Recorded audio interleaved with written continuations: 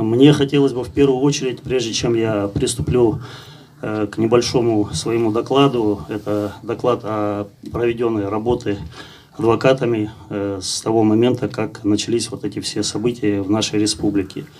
Я накануне был в следственном изоляторе города Нальчика и по рабочим моментам общался с Мусой Мальсаговым, председателем Ингушского комитета национального единства и сопредседателем Всемирного Ингушского конгресса.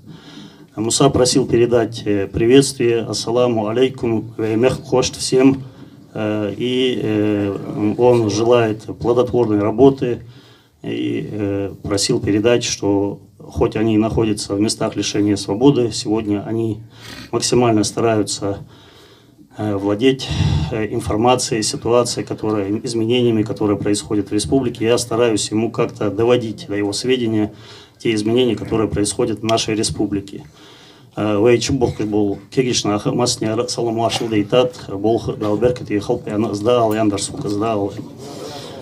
Значит, теперь я перейду к той работе, которую мы начали с самого начала, когда начались вот эти события, связанные с определением вот этой границы. Была создана группа адвокатов. Идея принадлежала ряду адвокатов, и в группе оказались 7 человек.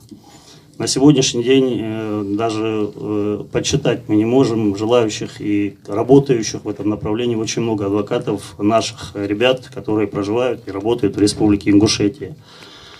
Значит, работа, которая ведется адвокатами, это направление, связанное с отменой незаконного соглашения. Были поданы административный иск нашими депутатами, рядом депутатов.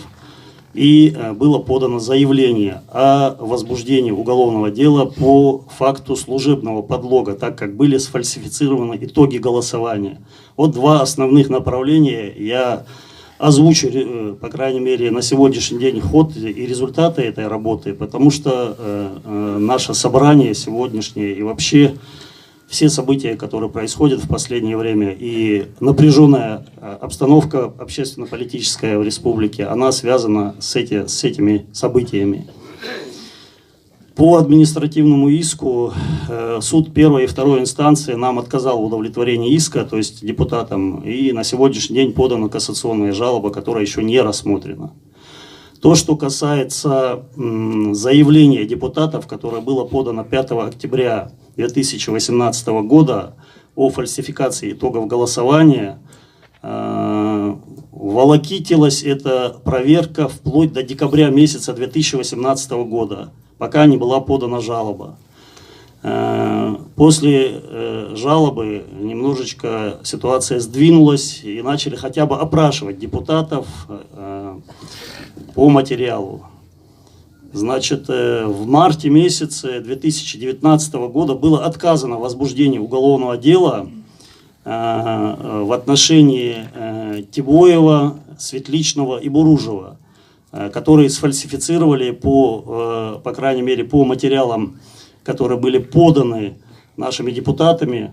В материалах, я ознакомился с этими материалами, там находится заключение, значит, комиссии депутатов, это документ, официальный документ, проведенное расследование, внутреннее расследование, которое говорит о фальсификации итогов голосования. В материале находится 11 заявлений депутатов, которые говорят о фальсификации итогов голосования и говорят о том, что они голосовали против этого соглашения. На сегодняшний день у нас имеется 11 таких заявлений, которые находятся в этом материале. То есть, игнорируя эти заявления, игнорируя заключение комиссии, игнорируя результаты почерковедческой экспертизы, которая указала, что значит, протоколы, подписанные Тибоевым, Светличным и Буружевым, подписи на них носят вероятностный характер, что эти подписи принадлежат этим людям. То есть эксперт с точностью не установил. То есть это все основание для отмены этого постановления. Оно по жалобе было отменено, но в апреле месяце было принято очередное процессуальное решение, было опять отказано в возбуждении уголовного дела. Значит, аргумент следствия единственный. Имеется постановление Конституционного суда Российской Федерации о том, что это соглашение является законным. Просто, чтобы вам было понятно, постановление Конституционного суда Российской Федерации, все мы знаем, как оно принималось, это политическое решение, и оно никаким образом не связано с законом. Я говорю об этом смело говорить, потому что об этом высказывались не один юрист в Российской Федерации, их довольно много, это доценты, профессоры кафедры по конституционному праву, которые преподают это конституционное право. Значит, это не основание для отказа в возбуждении уголовного дела. Почему? Потому что даже если есть постановление Конституционного суда, речь идет об уголовном, возможном уголовном преступлении, которое совершено рядом депутатов, которые сфальсифицировали эти итоги голосования. На сегодняшний день я представляю интересы в этом материале депутата Баяли Евлоева, и, соответственно, этот материал находится, скажем так, под нашим контролем, так как я имею право знакомиться с этими материалами, копировать эти материалы. У нас имеются в копиях эти материалы, и даст Аллах, мы будем держать в курсе народ Ингушетии о том, как двигаются наши дела. То, что касается уголовного дела в отношении наших лидеров и ребят наших, которые оказались в местах лишения свободы, мы, в принципе, освещаем эти события в интернете, но, может быть, у кого-то нет интернета, может быть, кто-то не в курсе, что происходит на сегодняшний день. Если коротко, я много времени вашего не займу, значит, на сегодняшний день говорить о том, что мы говорим, надо разграничить вину людей, которые находятся под стражей сегодня. Есть молодые ребята, которые частично, в принципе, свою вину признали. Это люди, которые оказались в столкновении с полицейскими. Мы все понимаем, что если бы не совершили эту провокацию, этого бы не было бы ничего. Однозначно, я, как адвокат, как юрист, считаю, что это была явная провокация со стороны силовых структур, и наша вина, конечно, в том, что мы не смогли предотвратить эту провокацию, прочитать эту провокацию. Вот в этом есть вина, и в том числе наших лидеров. А вины в совершении преступления, в котором их обвиняют, то есть организация применения насилия в отношении представителя власти, весь народ видел видеоматериалы, они находятся в свободном доступе. Все призывали к сдержанности и не совершать каких-либо противоправных действий в отношении сотрудников полиции. Есть эти материалы, но, к сожалению, вопреки этим материалам на сегодняшний день предъявлено обвинение Малсыгу Ужахову, Ахмеду Барахоеву, Бараху Чемурзиеву, Мусе Мальсагову, Зарифе Саутиевой и другим нашим лидерам в организации применения насилия в отношении представителя власти. То есть, это абсурд. По крайней мере, из предъявленного обвинения доказательств, по крайней мере, нам на сегодняшний день не предъявили. 3 месяца Муса Мальсагов находится вообще в неведении, потому что с нами никаких следственных мероприятий не проводится. То есть 3 месяца. Поэтому в этом направлении идет работа. Работа очень сложная, потому что адвокатам сейчас в последнее время стали запрещать посещать в следственных изоляторах своих подзащитных, ссылаясь на некое письмо руководителя следственного управления Нарыжного, который является главным в этом деле, якобы, что есть письмо в следственный изолятор, чтобы не пускали адвокатов, якобы эти адвокаты защищают лиц, у которых позиция противоречит. Что это означает? Якобы кто-то признает вину из лидеров, а кто-то не признает. Это абсурд. Я тоже был отведен по этим основаниям с процесса Зарифы Саутиевой, что также является незаконным. Была подана жалоба в квалификационную коллегию судей Ставропольского края, пришел ответ, сказали, что все нормально, судья не допускала никаких нарушений, что она действовала в рамках закона, что адвокат Беков отведен из процесса в соответствии с законом. Мы будем продолжать эту работу, жалоба готовится кассационная на арест и продление срока содержания под стражей Зарифы Саутиевой. Так что вот коротко, вот такая работа ведется на сегодняшний день, она не будет прекращена, хотелось бы довести до вашего сведения, по крайней мере, то, о чем у меня был разговор с Мусой Мальсаговой. Я задавал ему вопрос, потому что тут имеются какие-то мысли, что для смягчения меры пресечения необходимо, чтобы лидеры признали хотя бы частично вину. То есть, частично это как? Частично мы где-то призывали применить насилие, а где-то не призывали. Вот как-то вот так вот, половинчато это должно быть. Либо ты вину признаешь, либо ее не признаешь, либо признаешь частично. А здесь получается как? Организация применения насилия, тебе что-то надо признать, чтобы уйти на более мягкую меру пресечения. Вот скажу мнение Мусы Мальсагова. Муса сказал, сколько бы мне ни пришлось сидеть, 8 лет, 10 лет, 15 лет, вины свои я не признаю. Я не считаю себя виновным, как я ранее выше сказал, он считает себя виновным только в том, что не смог предотвратить вот эту провокацию, которая была со стороны сотрудников. Ваш бехц буахри, что война мехтлгала мехтлк язык шокодоша дарас камык кайкрыл для дарас что вей тахан хатихта ялахтжла хатр дайер действительно я цахатр вейн бадис ден далля шалду хатр тадами гиждавей атух дезж дуазу давей пригородные районы являются. С мацтуха до хацвин 2021 год кашля аттух я но распоряжение правительства России с 20-30 годы. Цанда язди адахцис, указ день дастун, злехачу корды адахцис. 20-30 лахцик. С 21 год муссировать ханду вейнхац, может быть это провокация. Вей ханзы, вей 92 году ханжду хам вейн баргмедейн ди массанина. Законы уже хакет чидя. За принятие за территорию вейн хай лезен хеттичханы вейна провокация. Хая вейна тиша воха бе вей халык бе цемехкары духнах арбе ахрвей. Ханзы провокация. Хая цадел барк хажа марка нах набахт бувей ну дал мукла. Цигирж арбо б касак гуцуш. Цадел кахет мцани сделал мостовый мехкар таухр. Дал дел кахет мца хахлрас. Сыфал безымбар. Таханы интернет яхаш хами з пейда болцанах хатраждук дулцанах.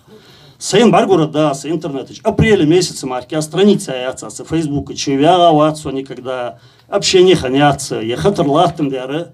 Вей духа бану кости вей береги тулжабо дикябо кегинаха бахкинаха цацбо общественный болглил бжбацы и багам дярца общение хугелыш. Цечи цацхатрыш холцеч. Ну спора шхол, но когда на личности, а переходить до чханы уже война адатец дахцес, галгай гулкац дахцес, в публичном пространстве, жежу оскорбление, жежу подозрение, же создаж ба хетерсумвей. Таханы войники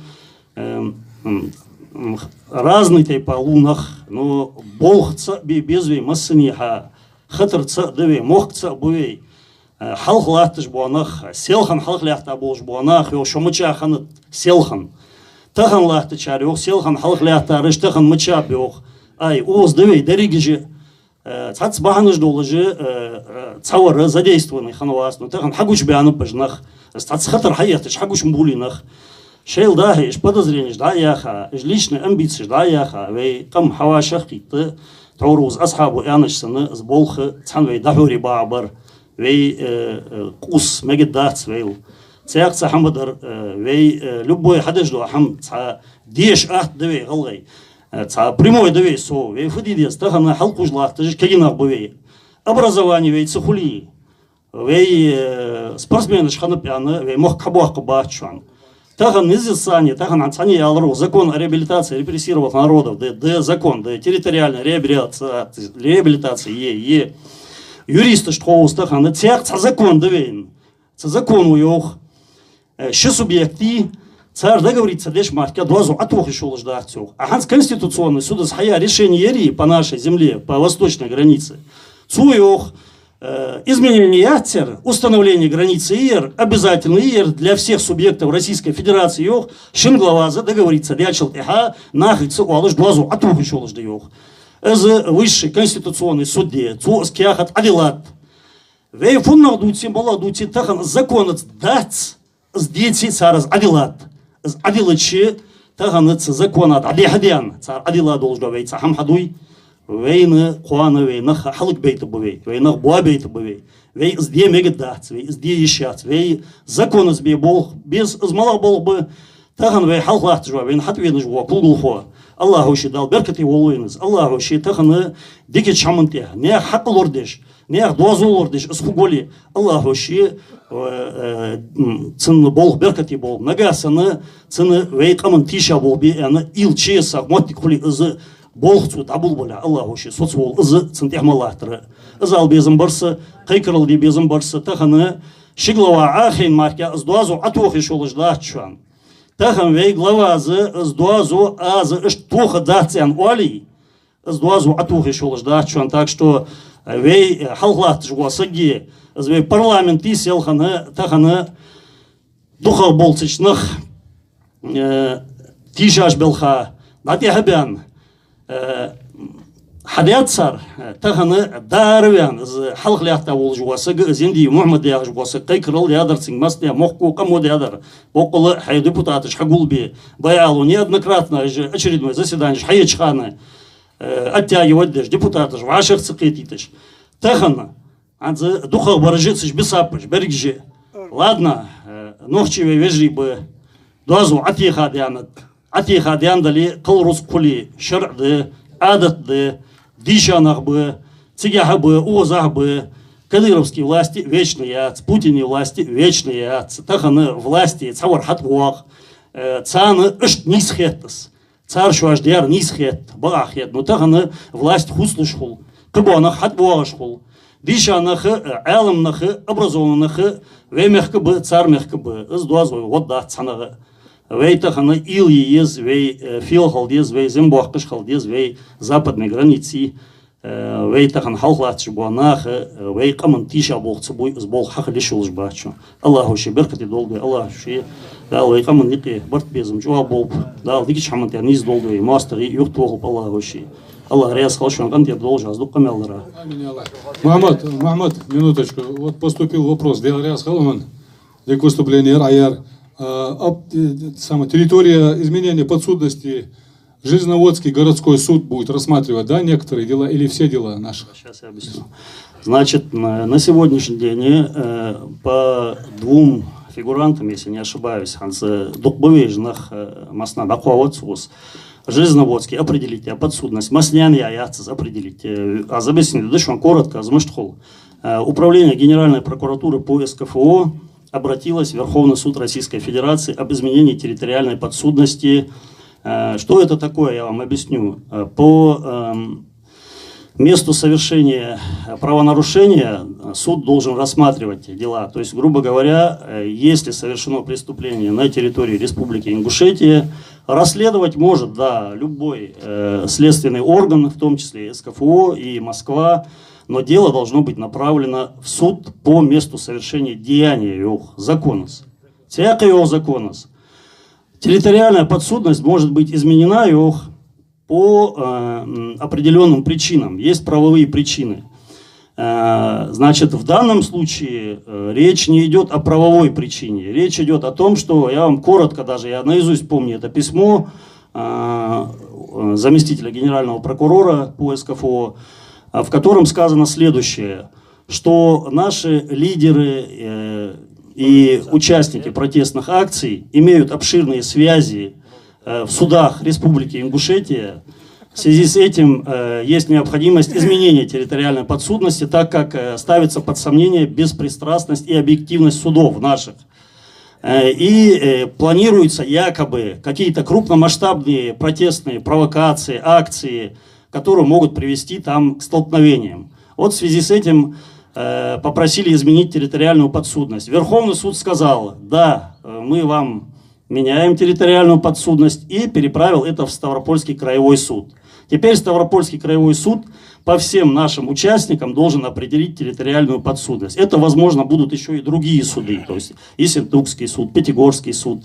21 обвиняемые уже переведены у нас на первую часть, то есть до 10 лет лишения свободы. Статья до 5 лет. Изначально это так и должно было быть. То есть это абсурд был, когда им предъявляли вторую часть. Просто их необходимо было изолировать, закрыть, и показать свою силу, что федеральная власть вот таким образом вам, ребята, не простит, если вы будете подавать голос, если вы будете отстаивать свои права всеми законными способами. Но мы сейчас не говорим о вине здесь, я еще раз говорю, частично ребята вину признали. С моменте. И сердце ходул жахаз. Живекегинах 6 месяцев почти отбыть для дукахчар. Если до 5 лет лишения свободы, наказание назначит дечханы, 1 за 2 дня посчитать дедеждаться, на царяхкаха, почти шуяхкахулыш. Садялкахет, может быть, получится так, что хотя бы за отсиженным они будут освобождены. По лидерам, пока у нас о территориальной подсудности речь не идет, Ханзекегинах вейца осудить бя. Они возьмутся за наших лидеров протеста, которые стояли во главе народного протеста. И я думаю, я ответил развернуто на это.